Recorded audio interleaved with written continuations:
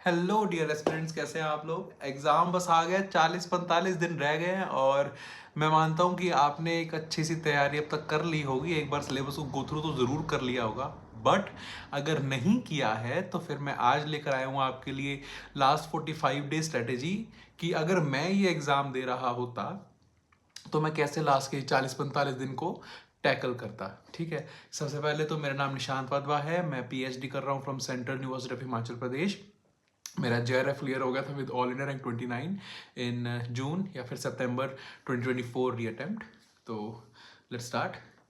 तो अभी देखो, मैं एक बात तो ना मानकर चल रहा हूँ कि आप लोगों ने एक बार सिलेबस को गो थ्रू कर लिया होगा, राइट। एक बार आपने देख लिया होगा सब कुछ, एक बार मतलब नोट्स वगैरह बना लिए होंगे, सब कर लिया होगा।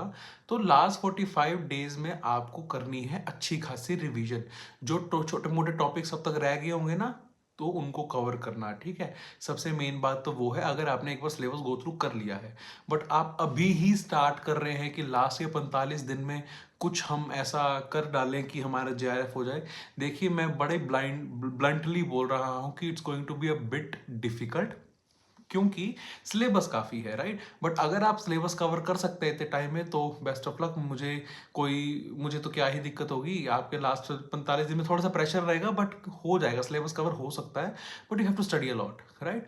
तो लास्ट के 45 दिन में आपको क्या करना है, अगर आपने अब तक कुछ भी कवर नहीं कर रखा है तो ऐसा करना, यूट्यूब पे जाके सर्च करो paper one most important and repeated topics. ये सर्च करो जाके, ठीक है। अगर आपने पेपर टू के भी साथ में करने हैं तो अपने अपना जो आपका सब्जेक्टिव पेपर है उसका नाम लिखो। जैसे मेरे लिए मैनेजमेंट है तो मैं लिखूंगा management most repeated and important topics, ठीक है।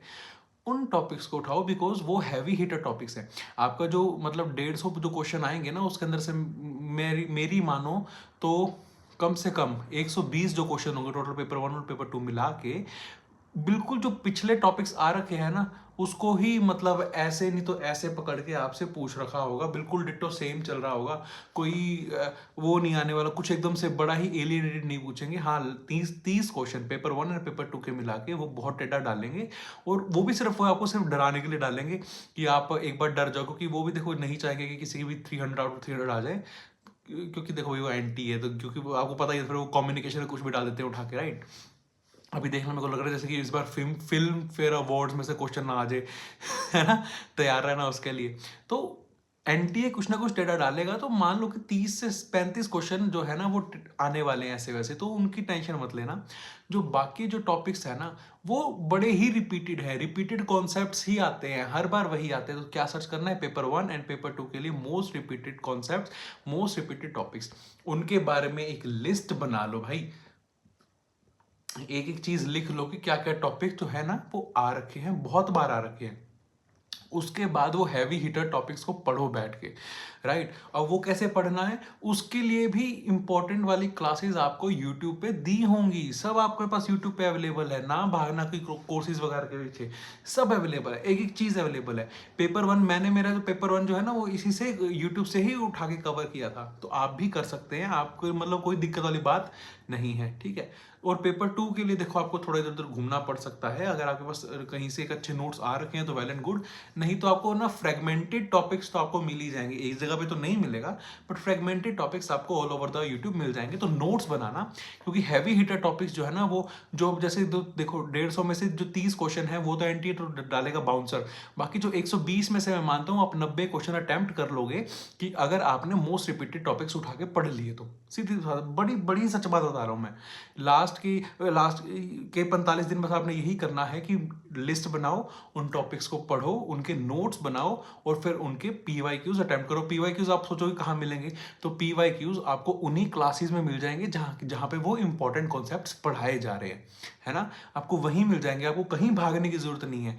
आप बस एक ही रिसोर्स पर टिके रहना। और फिर ये अगर मान लो कि मैं मान रहा हूँ कि अब आपने ना सारा टॉपिक कवर कर लिया है, जितने भी इंपॉर्टेंट कॉन्सेप्ट्स हैं। अब जो हल्के कॉन्सेप्ट्स का अब हमें नहीं पता, कुछ भी आ सकता है ना, तो वो छोड़ो, जो इंपॉर्टेंट कॉन्सेप्ट आपने कवर कर लिए हैं, अब लगाने हैं आपको मॉक टेस्ट। और मॉक टेस्ट जो आप जब भी आप लगाओगे तो आपका टारगेट होना चाहिए कि आपको 2 घंटे 30 मिनट में ख़त्म करना है मॉक टेस्ट, ताकि आप जब क्या कहते हैं टाइम, मतलब आप मैनेज करना वहीं से सीखेंगे, ठीक है। और जब आप मॉक्स लगाते हैं ना, और जब आप रियल में वहाँ देने जाते हैं, तो आपको एलियनेटेड ना लगे कि यार ये क्या पूछी जा रहे हैं, क्या पूछ जा रहे हैं, समझ रहे हो।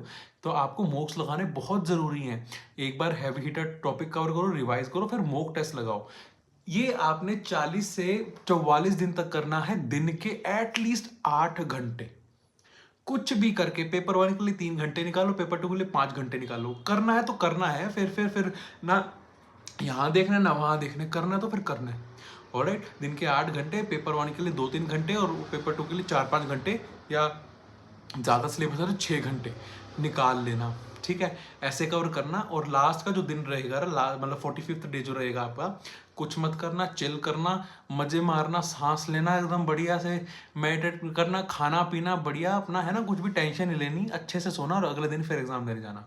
आई होप आपको समझ आ गया होगा। अगर नहीं आया तो I repeat my self, YouTube पे जाओ, सर्च करो पेपर 1 मोस्ट रिपीटेड टॉपिक्स, फिर सर्च करो पेपर 2 मोस्ट रिपीटेड टॉपिक्स। ये वो टॉपिक्स हैं जो बहुत बार एनटीए पूछता है, बहुत ही ज़्यादा बार एनटीए पूछता है। आपको एक एक यूनिट के मिल जाएंगे, उनको लिखना, उनके बारे में नोट्स बनाना, उन टॉपिक्स को पढ़ना, उन पढ़ने के लिए भी आपको कंटेंट यहाँ मिल जाएगा यूट्यूब पे। और उसके बाद फिर इसके जो PYQs हैं वो भी आपको यूट्यूब पे मिल जाएंगे, सब मिल जाएगा, सब अवेलेबल है, चैट जीपीटी पे अवेलेबल मिल जाएगा। कोशिश करना ढूंढने की, ठीक है। ये करके फिर मॉक टेस्ट लगाना है, 2.5 घंटे में मॉक खत्म करना है, और 45th डे पे आपको सिर्फ रेस्ट करना है, और अगले दिन जाके अपना बढ़िया एग्जाम देकर आ जाना। प्लीज़ फॉलो दिस स्ट्रेटेजी, और आपका एग्जाम अच्छा जाएगा, ठीक है। आई होप आप ये सब फॉलो करने वाले हैं। मैं सिर्फ एडवाइस ही दे सकता था, मैं भी चाहता था कि मैं ये चीज़ फॉलो करूं, क्योंकि इस बार मैं कोड 55 लेबर लॉ से ये एग्ज़ाम दे रहा हूँ, एंड मेरे पास इतना टाइम नहीं है, बिकॉज ऑफ PhD मुझे काम और करना पड़ता है। तो मैं थोड़ा टाइम निकाल रहा हूँ, but let's hope for the best कि एग्ज़ाम निकल जाए। बाकी आप प्लीज़ इन चीज़ों को फॉलो करना, और होपफुली आपका एग्ज़ाम अच्छा जाएगा। So thank you so much for watching, like share subscribe, bye.